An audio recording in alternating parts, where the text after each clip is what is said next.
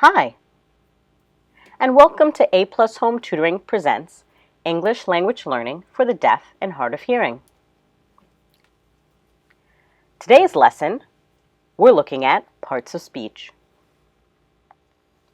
Now, there are 8 parts of speech. What are they? Nouns, verbs, pronouns, adjectives, adverbs, conjunctions,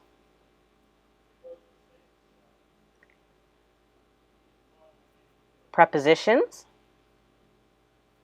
and lastly, interjections. The first group are nouns. Now, nouns are the most common part of speech. Why? Look around. Nouns are everywhere. They're very easy to identify. So what do nouns mean? They can be a person, place, thing, or idea.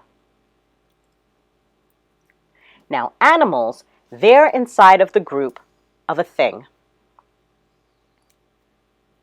Now, I know you guys love your pets, but they are not people. So, would you include animals in the group of people? No. There are people, and then places, things, which would include objects and animals, and lastly, ideas. For example, boy, school, table, cat, imagination. The second group are verbs. Verbs are the second most common part of speech, and they're very easy to identify. The easiest verbs to identify are called action verbs. Action verbs meaning physical or mental actions. For example, thinking, sitting, jumping, wishing. The third group are called pronouns.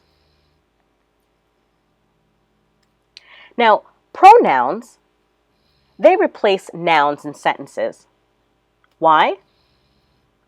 You don't want to write or speak and say the same word again and again and again. No. So what you want to do is replace that noun with a pronoun. For example, my name is Melody, and when I speak or write, I don't want to keep saying Melody, Melody, Melody again and again. No, I can say I,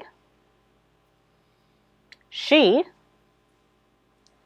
her, or use other pronouns like we, us, them, or their. The fourth group is called adjectives. Now, adjectives help to make sentences and stories more lively. When you're writing and you're describing things, you can visualize it in your head. Adjective describes nouns and pronouns. For example, old, the old woman. Red, a red shirt. Few, a few coins. Skinny, the skinny man. The fifth group are called adverbs. Now, adverbs also make words and sentences more exciting and lively. Adverbs describe verbs, adjectives, and other adverbs. For example, fast. The girl runs fast. How does she run? Fast. Fast describes how. Very. Outside, it is very hot. Very describes how hot it is. Not just hot, but hot. Very is an adverb. Or carefully. The woman, she picked up the baby and carefully put her over there. Carefully. Now, it's spelled C-A-R-E-F-U-L-L-Y. Do you notice that L-Y at the end? Some adverbs use that L-Y. That's how you can notice that they're adverbs. The next group are called conjunctions. Conjunctions, they connect words and phrases in a sentence.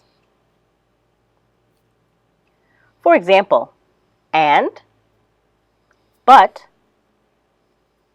or, because. John and Mary. And connects the two names, John, Mary. They're both connected with the conjunction and. The next group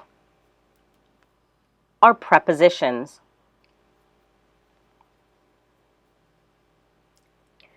Now, these words are used before nouns or pronouns, and they show place and time and direction.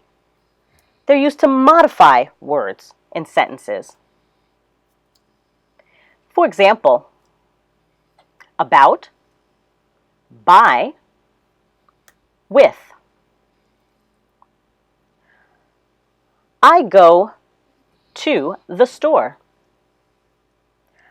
with my friends. Now, that phrase, with my friends, with is the preposition that says who I'm going with. If I take that prepositional phrase away, the first part is still a sentence. I go to the store, period. That's fine. With my friends adds additional information. The last group, it's called interjection. Now, these words, they add expression and emotion to sentences. They're also used to make sentences and stories more exciting. Like, oh, wow, oops. Maybe you've seen an exclamation point before used after an interjection or an interjection sentence. That says that that sentence is exciting, so used to express emotion when saying it.